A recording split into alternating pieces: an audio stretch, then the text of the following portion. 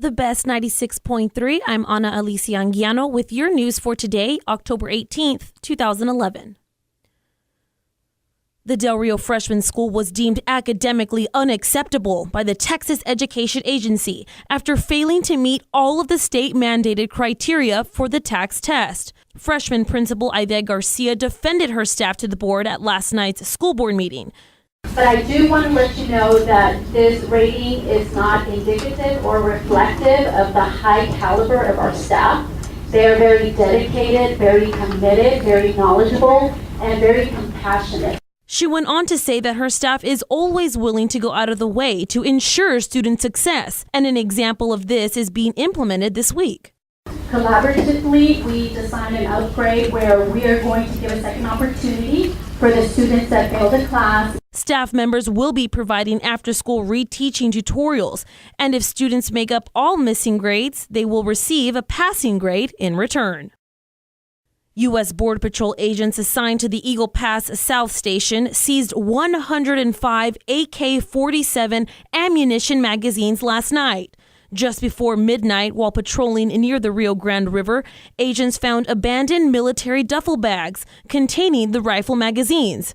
Upon further investigation, agents found footprints leading toward Mexico. The rifles were turned over to the Bureau of Alcohol, Tobacco, Firearms, and Explosives. The combination of record low rainfall and unprecedented heat has caused some of the most severe drought conditions ever observed. As a matter of fact, the 12-month period from October 2010 through September 2011 have been the driest for that period in Texas since 1895. Texas is now in its worst ever single-year drought, and if Texas does not plan ahead, it could cost Texans $116 billion a year by 2060. This is why more and more cities in Texas, two of which are Del Rio's neighboring towns, Uvalde and San Antonio, are looking for other means of getting water to meet the need of its people, its businesses, and its agricultural enterprises. And Uvalde and San Antonio are not the only cities to look elsewhere. The entire nation is now jumping on the bandwagon. The United States is looking to Mexico for help, and our sister country may actually start sending water to 4 major U.S. water districts as they help plan one of 2 desalination plant proposals.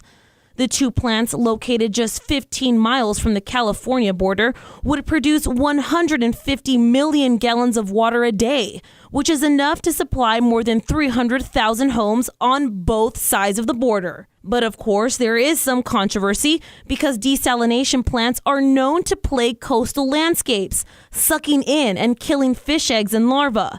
And to add on to this problem, desalination plants require massive amounts of electricity and dump millions of gallons of water that is strongly saturated with even more salt back into the ocean, which can, if not properly disposed of, be harmful to fish.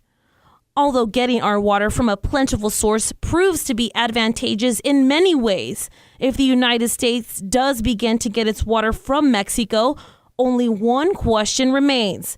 Will the nation become solely dependent on it and eventually run our oceans dry or kill its inhabitants? Only time will tell. You can catch us every day with your up-to-date, up-to-the-minute local news. Follow us on Twitter, KTDR-FM, or on our webpage, thebestktdr.com. With your radio news, I'm Ana Alicia Anguiano.